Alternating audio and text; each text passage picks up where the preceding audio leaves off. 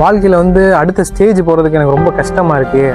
அப்படி போயிட்டோம்னா இப்போ இருக்க நிலைமை என்ன ஆகும், இல்லை இதை விட கீழே போயிடுவோமோ, மோசமாயிருமோ அப்படின்னு சொன்னால் நிறைய பேர் பயப்படுவீங்க.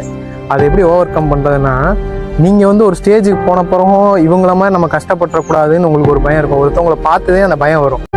அப்படி நீங்கள் சந்தித்த நபர்களை போய் நீங்கள் மீட் பண்ணி நீங்கள் ஏன் இவ்வளோ கஷ்டப்படுறீங்க, உங்களுக்கு வேறு ஆப்பர்ச்சுனிட்டி இல்லைன்னு நீங்கள் கேட்டிங்கன்னா அப்போ அவங்க ஒரு கதை சொல்லுவாங்க. அதுதான் ரொம்ப இன்ட்ரெஸ்டிங்காக இருக்கும்.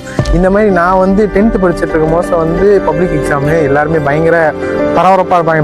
10வது பப்ளிக்னா எல்லாருக்கும் ஒரு பரபரப்பு, ஒரு பயம். ஏன்னா ஃபஸ்ட் டைம் 9 மணிக்கு எக்ஸாம் ஆரம்பிக்கிறோம். நானும் 7 மணி 6 மணி அந்த டைமுக்குலாம் ஸ்கூலுக்கு போயிடுவேன். இப்போ உட்காந்துருக்கேன், எக்ஸாம் மிஸ் பண்ணிடக்கூடாது அப்படின்னு சொல்லிட்டு.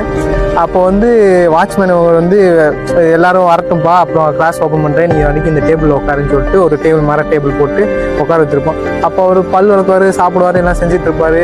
அப்போ வந்து நான் அவர்கிட்ட ஒரு நாள் கேட்டேன், ஆனால் நீங்கள் வந்து இப்படி டெய்லி இங்கே இருக்கீங்க, ஒரு இம்ப்ரூவ்மெண்ட்டே இல்லாமல் இப்படியே போயிட்டு இருக்கேன் உங்கள் வாழ்க்கை, இது வந்து உங்களுக்கு வந்து ஓகேவா, இப்படியே உங்களோட லைஃப்னு நீங்கள் டிசைட் பண்ணிட்டீங்களா அப்படின்னு சொன்னேன். அப்போ வந்து அவர் என்கிட்ட ஒரு கதை சொன்னார், தம்பி எனக்கு வந்து 40 ஏக்கர் இருக்குது, எனக்கும் என் தம்பிக்கு சேர்த்து, எங்கள் அப்பா அப்படி வச்சுருந்தாரு. என் தம்பி சொன்னேன், அண்ணே நல்ல விலை கேட்குறாங்கண்ணே, இதை கொடுத்துட்டு வந்து ஒரு டிரான்ஸ்போர்ட் வைப்போம்னே, ஒரு லாரி 2 லாரி வாங்கி விடுவோம்னே, நீங்கள் அதை வாங்கினே, அதை முயற்சி பண்ணுங்கண்ணே அப்படின்னு சொன்னேன்.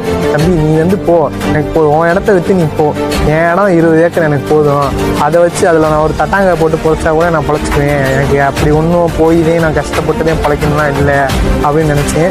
ஆனால் அதை விற்ற இடத்த காட்டி 3 மடங்கு 4 மடங்கு கீழே விட்டுட்டு வர நிலைமைக்கு தள்ளப்பட்டு இப்போ நான் இந்த இடத்துல இருக்கேன் அப்படின்னு சொன்னார்.